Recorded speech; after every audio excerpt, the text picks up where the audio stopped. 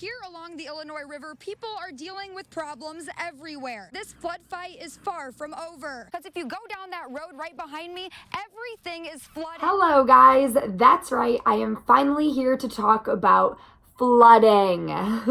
So, as a lot of you probably know, I've been covering flooding for the last month or so, as here in Quincy, Illinois, and surrounding areas that we cover, we deal with two big rivers, that being the Mississippi and the Illinois River. And I don't know if you guys have been keeping up with my social media, but certain areas along the Illinois River hit a record crest, which means they were the highest that they've ever been. And in other areas, they were dealing with high water that compared to the flood of 1993, which was a huge deal here. So, how has my last month been? My last month has been insane. So I kind of want to take you through what it's like to cover a flood, like a big, real, ongoing flood, and how many aspects there are of it, and just how many different things there are to cover rather than just the water. Residents in Pearl, Illinois are feeling the impact of the rising river as they wait for it to crest. For Robert Bethel, his basement is flooded. He says he's nervous for more rain. It's in my basement and garage and has at least knocked out my water heater. As you can see, there is a lot of water. I was boating around with people.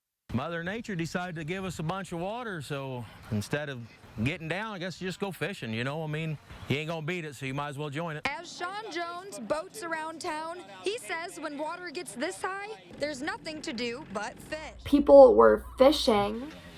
Lane's commercial fishing business has also taken a hit due to the high water. Spreads the fish out, makes them a little harder to catch. In the river.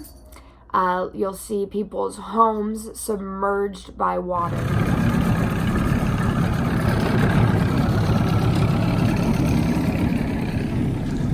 It's great for the trees and the help everybody out. Oh yeah. See what's nice about Haiti and Maggie's? They got the elevator. So see, they got the free, they do a lot of catering. So it's nice. They take their all sorts of different things, and I got to cover a lot of it, but it was a lot of work.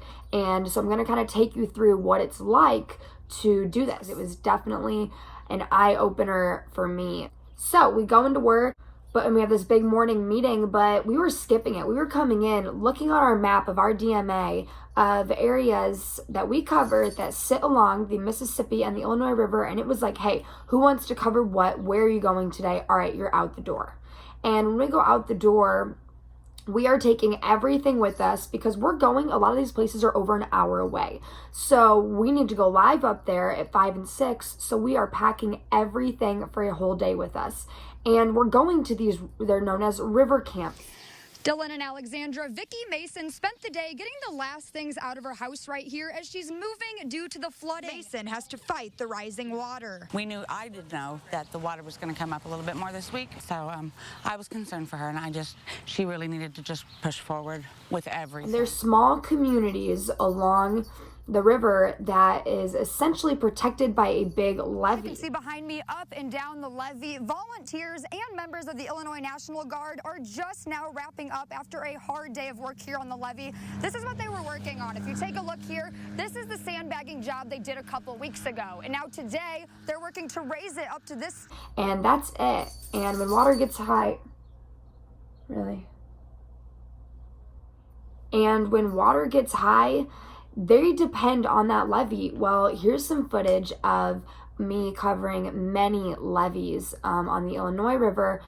Every sandbag counts at this stage of the flood fight along the Illinois River. Emergency management officials say this is it. Things are getting a lot more desperate, as you can see. Water is starting to creep up on the levee, leaving boards and sandbags to hold back the rising river. They had to sandbag them because they weren't tall enough, and it protects homes and farmland and whatever is on the other side of that hill. from the river. And when it rises, that is there specifically to hold all of the water back. Well, it gets so high, it starts getting above the levees, which, as you can see here, is why people and the Illinois National Guard were called in to help sandbag, to raise the levee essentially by, a foot to 3 feet, depending on how high it was supposed to get. Crews spent the day out here hard at work filling these sandbags to stack on the levee here in Bluff City. That was crazy. I've never seen communities come together like that to fight something that they basically have no control over, but it's a do or die situation. I talked to many, EMA officials and residents. Hey, my cat, you'll meet him later. And residents and people who are depending on this, they've lost their homes, they're out of a job. Like, there were so many people and communities that I met. It was really awesome to see everybody come together. And, it never once mattered, blank was more important than blank. Like, it was, everybody's homes were just as important as anybody's homes, anybody's businesses, anybody's farmlands. And, we had baseball teams and football teams, high schools, and, anybody that was old enough to come sandbag was coming out to sandbag. It was so cool. I can't stress that enough. It was really, really cool to see some of these people come together. However, there are downfalls of flood coverage, and you can probably just look at my arms and see a bunch of bug bites. So we are out, it's humid, we're on levees, we're by river water. The bugs, the gnats, they never go away. They're bad. They're like to the point where I'm going live and they are in my eyelashes. Yes, eyelashes. And everything's an hour and a half away. There were times when I had to go to the bathroom up on a levee, but I was, had to get all my packages and my stories and everything in by 5 and 6, but the nearest bathroom wasn't for like 27 miles away. So, what do you do? Well, you just hold it. So it's stuff like that. And then also, we talked to so many people that live on the river. Many of them would just get sick of us being over there. Obviously they're going through a hard time, or they're used to it and their house is underwater and they don't care. Well, eventually they just wanted nothing to do with us. But I guess that kind of happens with everything. A levee breached and it impacted one of our cities here in Missouri called West Quincy. So everybody had to evacuate and it was a big deal. And that day I ended up working 14 hours straight. So that's why this whole thing was just really, really interesting to me. And it was a lot of work, and our team did really good. And even though I feel like I'm on a flood coverage hangover right now, because it's kind of a dead period as water goes down, but it's not down enough to start the cleanup process yet. This is just some of the lost product here at the Smokers Outlet in Alexandria, Missouri. Everything from styrofoam cups to lighters that should have been up by the register, and a ton of alcohol bottles. Employees at Smokers Outlet are calling it a disaster zone. So it's kind of just crazy to look back and reflect and be like, wow, like this is what we covered and this is what people were dealing with for over a month. Roads are closed, businesses are closed, people can't get to work, they're boating from their house to the street. It was just really, really crazy living on the Illinois and Mississippi River, and it's definitely something I'll never forget. Dylan, as you can see behind me, you can barely make out where Highway 61 is supposed to be because of all the water on it. And the water's not just sitting there. As you can see here, it's moving across the highway, making it even more dangerous. So I hope you guys kind of enjoyed learning the ins and outs of flood coverage and kind of what it was for us. As like I said, majority of the time it was just, hey, go see what's happening on the river.